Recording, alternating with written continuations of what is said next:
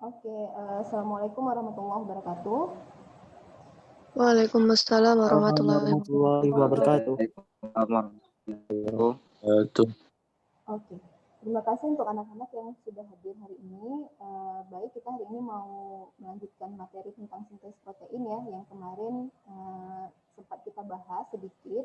Nah, tapi mungkin hari ini akan kita selesaikan dan akan kita review ulang yang kemarin. Karena kemarin sempat terputus ya. Bentar, Ibu share screen dulu.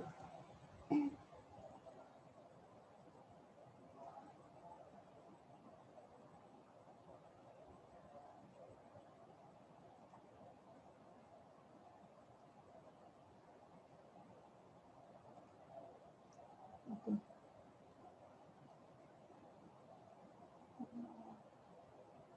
Oke. Nah, ini kira-kira gambaran secara umum ya,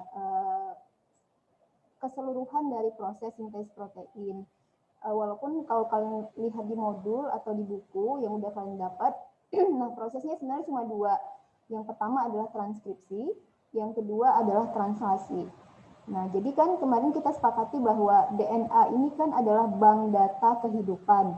Nah, apapun kode yang ada di DNA ini, nah itulah yang nanti akan diterjemahkan. Nah, ini proses penerjemahan. Nah, jadi sintesis protein ini kalau kalian visualisasikan ini adalah proses penerjemahan kode. Gitu. Misalnya sel ingin membuat protein untuk rambut. Nah, jadi kalau dulu bayi kita lahirnya botak, mungkin tidak punya rambut. Nah, ketika usianya nambah kan rambutnya mulai tumbuh. Berarti sel-sel di kulit kepala itu sudah mulai mikir, ya kayak gimana mengekspresikan protein untuk penumbuh rambut gitu. Sama dengan jakun, sama dengan jenggot, sama dengan hormon-hormon seks yang dia akan teraktivasi pada saat usia tertentu. Tapi kodenya sejak lahir sudah ada gitu anak-anak. Nah, jadi kode jakun pada laki-laki itu sejak lahir sudah ada. Kode hormon testosteron pada laki-laki sejak lahir sudah ada. Nah, tapi kan terekspresikannya tidak pada saat itu gitu. Ya, karena bakal repot kalau misalnya ada anak kecil berjakun ya, bakal repot gitu. Nah, jadi kode-kode ini tentunya akan terekspresikan pada saat dan waktu yang tepat. Nah, caranya bagaimana? Nah, caranya melalui proses transkripsi dan translasi. Nah, jadi DNA ini kan tidak bisa kemana-mana ya. Jadi dia akan mengoper, ya, dia akan memberikan kodenya untuk dikeluarkan dari inti sel. Karena DNA kan nggak bisa kemana-mana ya kemarin. Nah, maka proses untuk menerjemahkan kode ini ke si pembawanya yang nanti kita sebut dengan mRNA atau beberapa buku menyebutkannya RNA-D, ya messenger RNA atau RNA duta, ya sama lah pembawa ya, messenger duta kan itu pembawa. Nah, jadi ini harus dipindahkan dulu ke bentuk RNA supaya RNA ini bisa keluar. Nah, kan lihat di nukleus ini kan ada pori ya. Nah, ada porinya dan dari pori inilah nanti RNA yang bentuknya single helix itu bisa keluar. Nah, itu proses transkripsi. Nah, setelah keluar kan dia sudah bawa kode. Nah, ini kodenya. Kode-kode ini nanti kita sebut sebagai kodon. Nah, kodon-kodon inilah yang nanti akan dibaca dan akan dibentuk menjadi protein baru. Ya, misalnya protein rambut tadi. Nah, siapa yang ngebacanya? Yang ngebacanya adalah RNA-T atau RNA transfer. Ya. Yang kemarin sudah kita bahas, ternyata RNA itu bentuknya ada macam-macam. Ya, supaya lebih real, mungkin kalian Ibu kasih video dulu ya, biar lebih enak aja.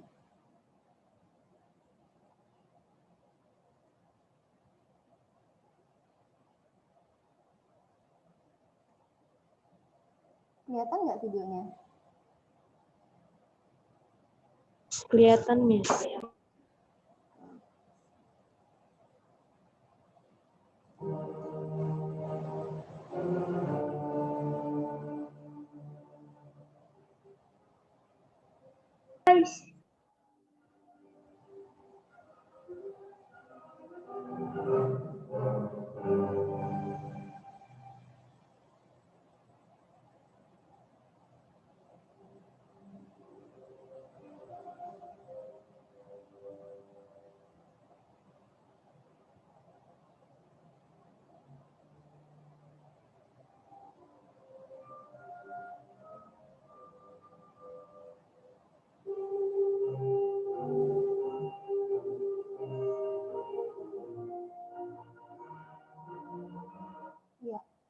kalian ketemu di situ dengan tulisan tata box ya.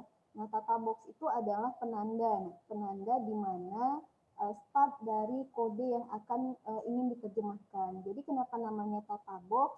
Ya nanti bahasa nitrogennya adalah TA, TA, TA, TA ya sepanjang sekian bahasa kayak gitu. Nah, jadi harus ada penandanya juga di mana nanti enzim itu pertama kali bisa lengket.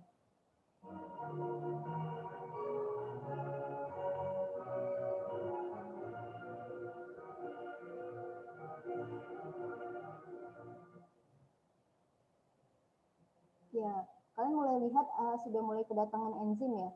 Sudah mulai kedatangan enzim yang namanya adalah RNA polimerase. Nah, makanya kemarin Ibu bilang, nak hati-hati dengan angka 1, 2, dan 3. Nah, kalau kemarin kita bicara replikasi, berarti enzimnya pasti DNA polimerase. Karena kalau kita cerita replikasi nggak akan ada RNA gitu. Nah, tapi kalau kita cerita sintesis protein, enzimnya adalah RNA polimerase 2. Ini enzimnya. Ya. Nah, oke. Jadi diawali oleh inisiasi tadi ada inisiatornya, ini protein-protein juga ya yang terlibat dalam proses awal pada saat transkripsi.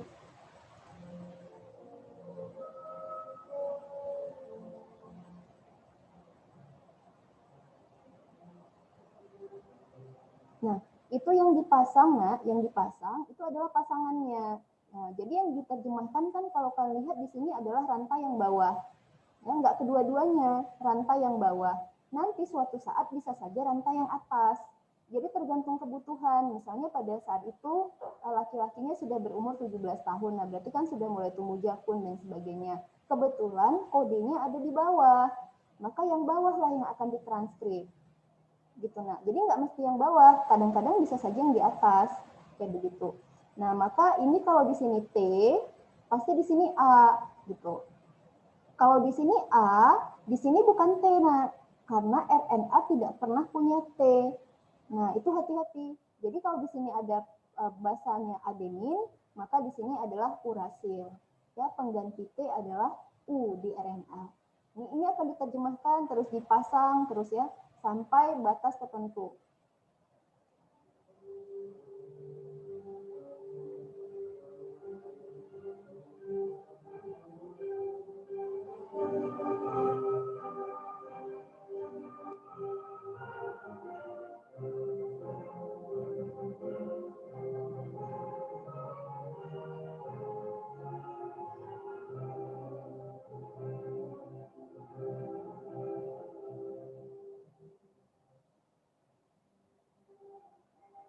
Oke, jadi setelah tadi inisiasi mengawali, kemudian elongasi ya, mulai memanjang si RNA-nya. Jadi dia setelah nyari pasangan langsung lepas dari rantai ini. Dan rantai double helix ini setelah dia memberikan kodenya, dia mulai terpilih kembali. Ya, sampailah di titik termination. Ya, artinya sudah sampai situ aja dulu. Ya, yang lain kodenya nanti dulu, umurnya belum pas. Kayak begitu kira-kira.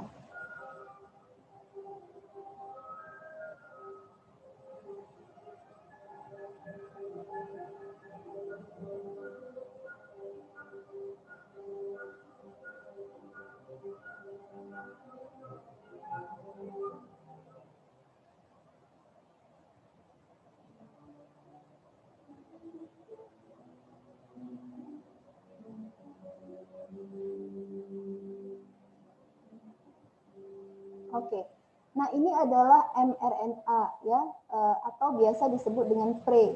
Jadi pre-mRNA ini adalah RNA yang harus diseleksi lagi. Nah, ada beberapa kode nanti yang harus digunting. Nah, begitu spesifiknya tubuh kita itu menyeleksi mana kode yang harus diterjemahkan pada saat itu, mana kode yang nggak boleh dulu. Karena nanti kalau ada bayi kumisan pusing gitu, kalau ada bayi yang tiba testosteronnya sudah aktif, bingung gitu loh. Nah, jadi ada proses seleksi lagi, makanya namanya masih pre-mRNA. Posisinya masih di dalam nukleus. Nah, jadi sebelum si duta ini membawa pesan, dia harus benar-benar diseleksi dulu, mana yang penting, mana yang tidak penting. Nah, kalian akan melihat nanti gimana proses seleksinya.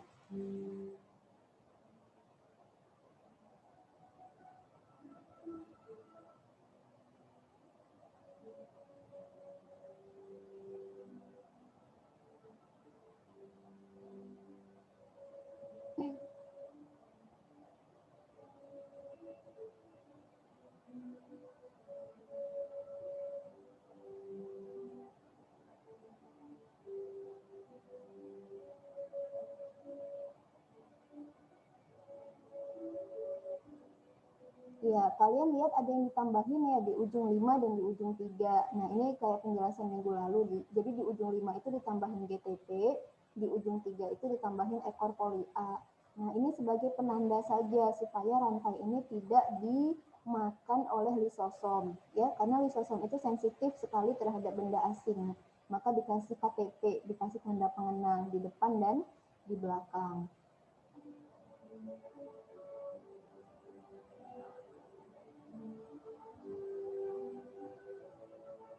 Iya, kalian ketemu dengan ini ya, enzim ini. Nah, nanti ini enzim inilah yang akan menggunting mana kode yang memang tidak dibutuhkan pada saat itu. Ya, dan kode yang tidak dibutuhkan itu namanya intron. Yang dibutuhkan namanya exon. Jadi jangan bingung kalau nanti di SBM, ya biasanya ini di SBM sering ketemu, ya exon itu yang nanti akan keluar sebagai kode fix dari mRNA. Sedangkan intron adalah kode yang harus dibuang pada saat itu. Nah, catatan pentingnya adalah intron tidak selamanya akan menjadi intron. Jadi bisa saja intron itu sewaktu-waktu bisa jadi exon. Nah, jadi tergantung kondisi ya, Nak. Tergantung kondisi. Nah, pada saat usia 50 tahun misalnya, ya seorang wanita kenapa sampai dia bisa menopause? Ya berarti kan beberapa kodenya memang sudah tidak bisa diterjemahkan. Nah, kayak begitu.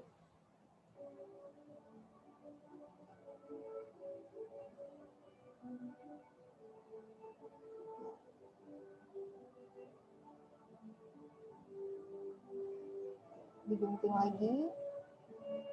Nah, proses pengguntingan ini akan terus terjadi.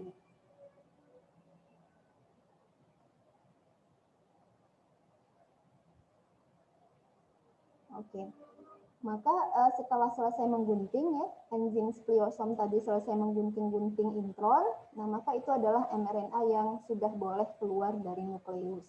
Nah, ini adalah part terakhir dari proses sintesis protein, namanya adalah translation atau translate ya. Asal katanya adalah translate, berarti dia menerjemahkan.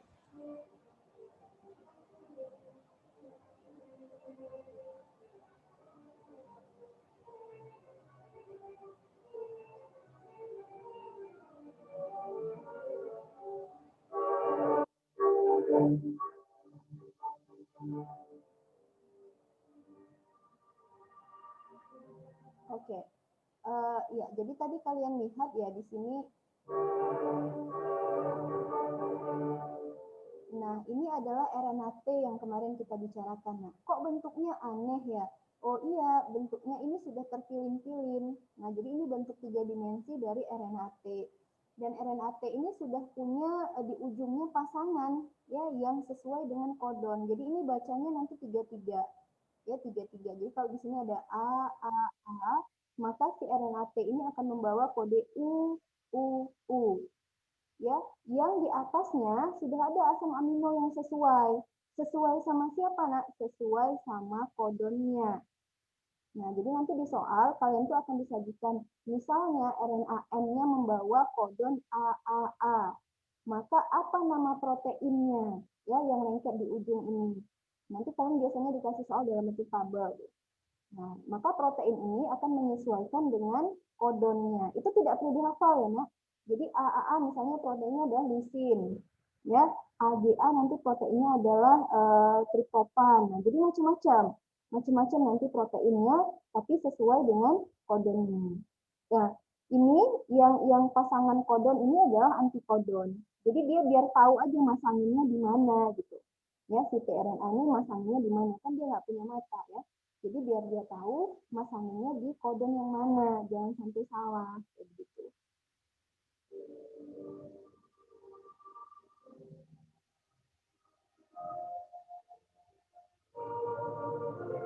Iya, inilah ribosom. Nah, ya inilah ribosom. Kalau dia kelas 2 SMA dia kan pelajari bahwa ribosom fungsinya adalah tempat untuk sintesis protein. Nah, inilah dia proses sintesis protein itu.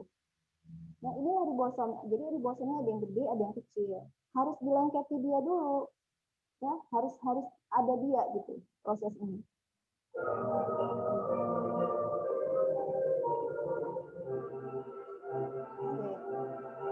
Nah, kalian mulai lihat kan, tadi awalnya metionin. Jadi cepat dari proses translasi ini harus diawali oleh metionin, AUG nanti kodonnya.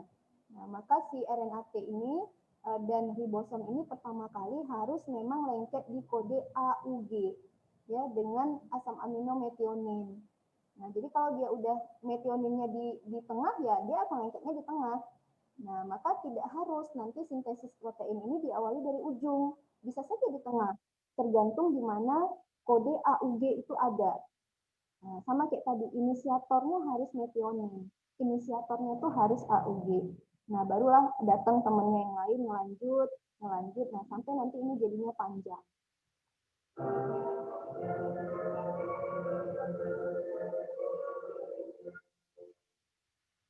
Ya, kalian lihat ya ada lisin, ada isoleusin. Nah, itu semuanya adalah nama-nama asam amino.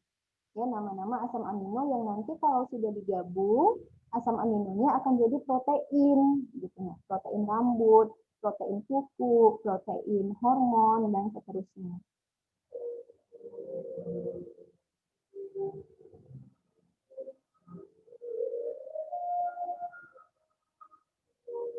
Oke, kita kenalan dulu nih sama enzim yang besar sekali manfaatnya dalam proses ini.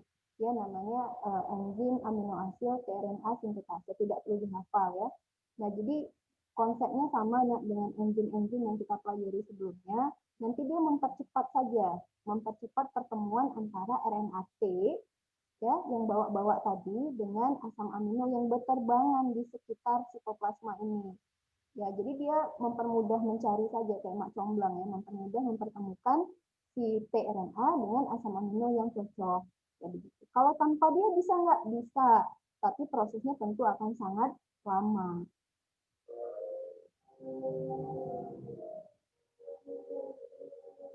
Ya, lihat ya. Ya. Nah, ini asam aminonya, ini tRNA-nya. Jadi dipertemukan gitu oleh si enzim tadi. Ya, jadi biar lebih cepat.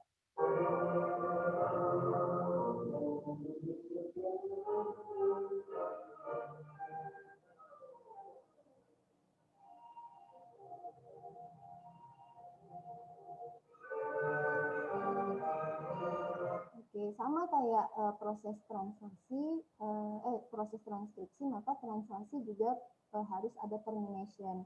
Ya nggak boleh banyak-banyak kan kita butuhnya apa gitu, badan kita butuhnya apa pada saat itu, maka segitu saja gitu protein yang dibuat. Maka kalau sudah ada pertandanya juga, termination itu juga ada tandanya kalau ketemu 3 kodon. Ya, ketemu 3 kodon. Nah, nanti kodonnya namanya adalah kodon stop kodon. Jadi stop kodon itu tidak membawa asam amino, nah, tidak membawa asam amino. Ya, dia hanya men-stop saja. Nanti kalian akan lihat warnanya kuning. Oke. Nah, inilah stop kodon. Jadi stop kodon kan beda ya bentuk RNA. Ini RNA-T juga, tapi dia nggak bawa apapun. Ya, dia nggak bawa dia tidak membawa asam amino apapun. Nah, penanda saja bahwa proses ini selesai. Ya begitu.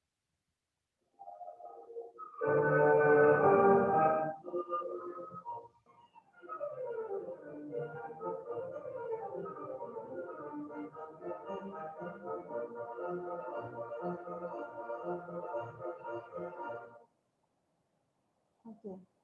Ya, nah jadi kira-kira kayak gitu. Nah, maka kan kalau nanti kalian menghadapi soal-soal ya, soal-soal ujian, nah biasanya mau tuh ditanya kalau misalnya kita punya 1000 kodon, ya, atau kita punya 900 kodon.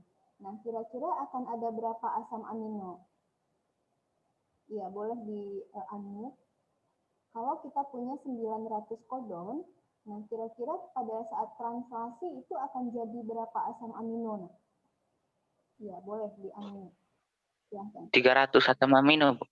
Ya, oke. 300 asam amino. Berarti langsung bagi 3 ya. Karena kan proses pembacaannya 33. Nah, tapi jangan lupa, jangan lupa realnya sebenarnya tidak 300. Karena kan di ujung tadi tidak ada asam amino. Waktu stop kodon datang, kan dia tidak bawa asam amino. Jadi realnya itu sebenarnya adalah 299 kayak gitu. Cuma kita tidak perlu fanatik sekali dengan jawaban gitu. Jadi kalau di soal tidak ada pilihannya 299, yang ada 300, pilihlah 300. Jadi gitu, dengan asumsi bahwa semuanya diterjemahkan. Walaupun secara konsep kan di ujung tidak diterjemahkan. Gitu. Yang penting kan paham konsep saja nih. Mau kalian jawab 300, mau kalian jawab 299, yang penting kalian paham konsepnya. Ya. Nah, terakhir dari Ibu tuh ini ya, Ibu mau nekanin ya ini. Ya. Tadi kan cerita kita sampai proses translasi ya, sudah selesai diterjemahkan, sudah banyak nih protein-protein, sudah banyak nih asam-asam amino yang nanti namanya berubah menjadi polipeptida. Nah, maka kan polipeptida itu bentuknya masih rantai. Kalau mau dijadikan protein kan harus dilipat-lipat, ya harus dilipat-lipat. Nah, maka proses pelipatannya, oke, ya. Ya, maka proses pelipatannya nanti membutuhkan organel yang lain. Nah, begini. Ya, jadi ini proses pelipatannya kita butuh organel yang namanya retikulum endoplasma. Nah, kan kelas 2 sudah ketemu kok sama ini ya. Nah, maka ketika proses translasi itu selesai, ya, ribosom-ribosomnya ditarik ya oleh enzim pastinya, ya oleh enzim dan oleh sinyal tertentu. Nah, inilah spesifik sekali bagaimana sel itu berkomunikasi. Nah, nanti kalau sebenarnya kalau anak-anak olimpiade itu tahu bagaimana komunikasi yang terjadi di dalam sel. Nah, maka si rantai polipeptida ini harus ditarik sampai ke depan pintu dari retikulum endoplasma. Nah, di kelas 2 kan belajar ya, kalau ribosom adalah tempat sintesis protein, maka RE itu adalah tempat untuk sebenarnya bahasanya adalah melipat-lipat ya, melipat-lipat protein ini supaya benar gitu. Jadi nggak mungkin dilakukan di luar, karena di luar ini banyak pengganggu, harus di sini, ya harus di dalam RE. Nah, dilepaskanlah si rantai ini ke dalam RE melalui porinya. Nah, setelah lepas, nah barulah si ribosom, si mRNA tadi pergi, nah, lepas lagi, buyar lagi, dan ulang lagi untuk kode yang lain. Jadi proses ini akan terus menerus berlanjut sampai kita meninggal gitu. Nah, setelah di dalam RE dia ngapain? Dilipat-lipat ya supaya jadi protein fungsional. Nah, kayak begitu. Jadi prosesnya itu berakhir di RE. Ya, berakhir di RE. Misalnya mau buat protein susu, ya, protein kulit, protein rambut, hormon, enzim dan sebagainya. Kayak begitu. Itu pun ini akan dikode ya di badan Golgi. Jadi badan Golgi itu pemaketan nantinya. Ini protein mau dibawa kemana ya? Mau dibawa ke sel lain atau dipakai sendiri oleh selnya? Nah, nanti ada kode yang diberikan oleh si badan Golgi. Makanya dibilang kalau kalian kuasai sel, ya kalau kalian kuasai sel, nah biologi ini akan terasa gampang. Begitu, karena basicnya adalah sel.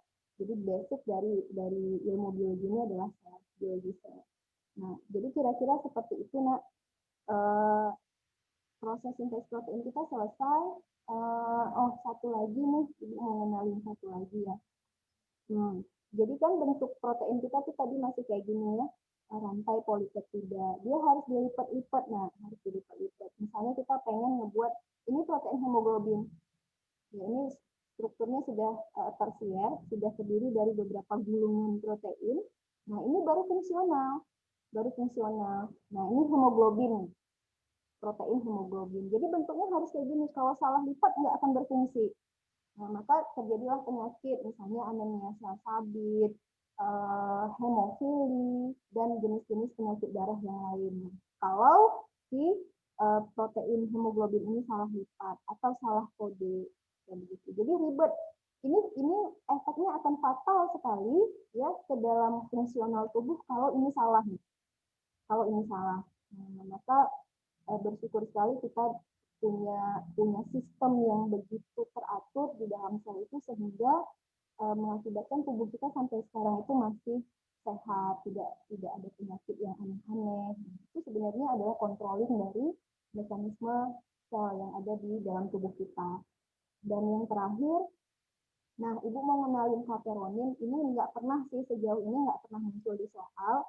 Nah, kalau tadi kan kita cerita pelipatan protein itu dilakukan di dalam retikulum endoplasma, nah maka sebenarnya ada protein lain yang berfungsi juga sama untuk melipat-lipat protein ini, polipeptida ini namanya adalah kaperonin. Kaperon ya, kalau anak IPB bilang kaperon. Nah, apa bedanya? Nah, kalau ke RE, nanti proteinnya itu buat sel lain, gitu. Jadi misalnya, ibaratnya kita masak banyak, kita mau ngantar ke tetangga, berarti masaknya harus di RE. Tapi kalau kita kepengen masak untuk sel kita sendiri, untuk rumah kita sendiri, maka pelipatannya dilakukan di dalam kaperonin atau kaperon tadi. Nah, jadi spesifik sekali ya sel itu kalau kalau mau masak buat tetangga silahkan di dalam RE, kalau buat kita sendiri kita masaknya di dalam kaperon. Nah, kaperon itu apa? Kaperon itu juga protein. Jadi protein yang bisa melipat protein lain. Nah, Masya Allah sekali, luar biasa sekali Tuhan itu menjadikan banyak sekali protein dengan fungsi masing-masing. Sejauh ini kaperon belum pernah keluar di soal, tapi ini sebagai tambahan saja buat kalian, mana tahu nanti kalian ketemu istilah kaperon. Nah, Ibu rasa cukup ya, masih ada waktu 3 menit. Ya, boleh untuk bertanya, dipersilakan. Ada kira-kira?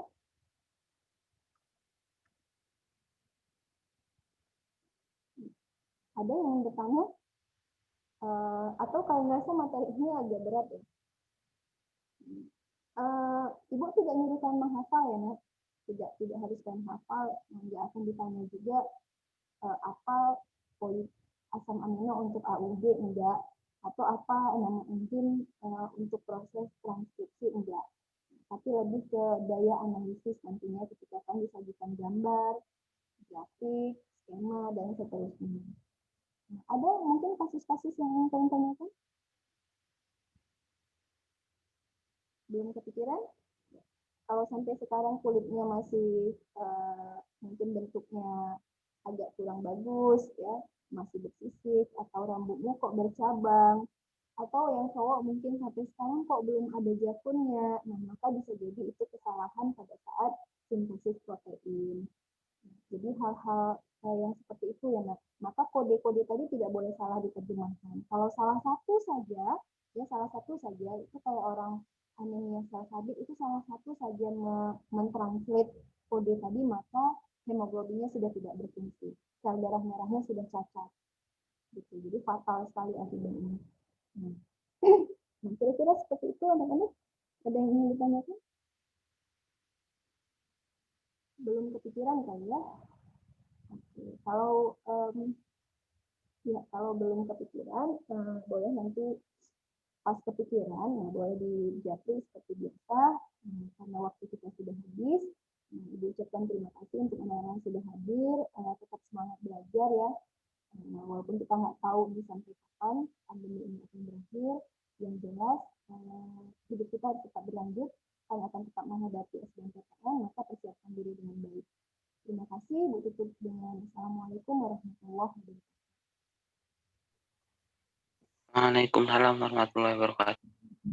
Waalaikumsalam warahmatullahi wabarakatuh. Thank Thank you,